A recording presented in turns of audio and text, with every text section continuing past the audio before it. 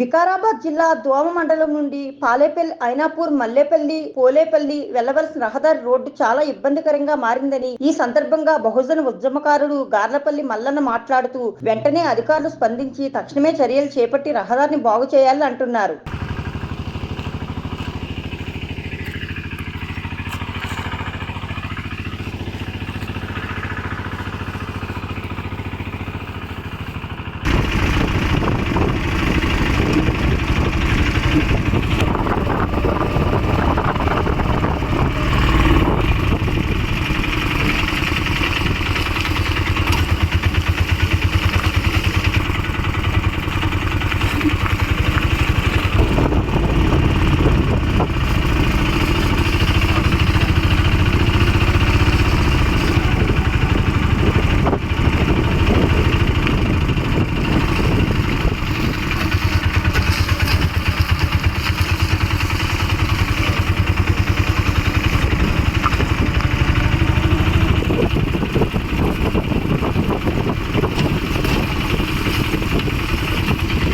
అందరికీ నమస్కారం అండి.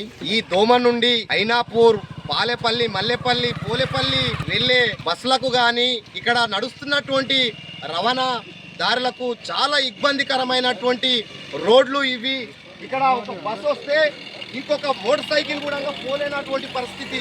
ఇక్కడ కెమెరా ఒకసారి ఇక్కడ పెట్టాలి.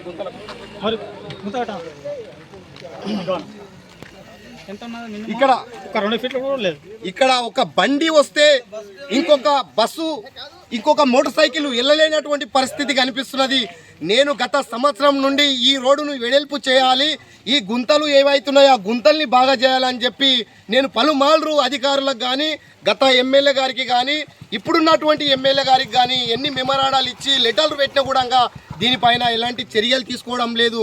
మొన్నటికి మొన్న ఐనాపూర్ మధ్యలో ఇదే రోడ్డు ఇట్లే వస్తున్న పరిస్థితుల్లో అక్కడ ఒక యాక్సిడెంట్ అయి యువకుడు మొన్న టీచర్కు ఎగ్జామ్ రాసి టీచర్ పోస్టు పొందే సమయంలో అకాల మరణం చెందడం జరిగింది. మిత్రులారా, దయచేసి రవాణా శాఖ మంత్రులారా, ఈ దోమ నుండి ఈ పోలేపల్లి కోస్గి వెళ్లే రోడ్డు ఏదైతే ఉన్నదో తక్షణము దీనిపైన చర్యలు తీసుకొని మాట్లాడవలసిన అవసరం ఉన్నదని చెప్పి నేను తెలియజేస్తూ, అదేవిధంగా ఇక్కడ రవాణాదారులు ఈ బస్సులో వస్తున్నటువంటి వాళ్ళు వీళ్ళ పరిస్థితి ఏంది, కిందికి మీదికి వాన పడుతున్నది.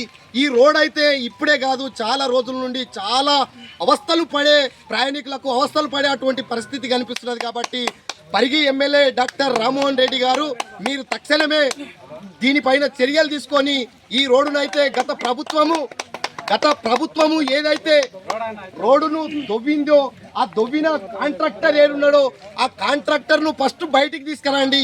ఈ రోడ్డుని ఎందుకు దొవ్విండు, ఎందుకు ఇడిచిపెట్టిండు, ఆ కాంట్రాక్టర్ ఏ విధంగా వదిలిపెట్టిండు అనేది కూడా మీరు దానిపైన మాట్లాడి వారిని తొందరగా ఈ రోడ్డు కంప్లీట్ చేయవలసిందిగా కోరుతూ నేను మీ బహుజన ఉద్యమకారుణ్ణి గార్లపల్లి మల్లన్న. జై భీమ్, జై భారత్.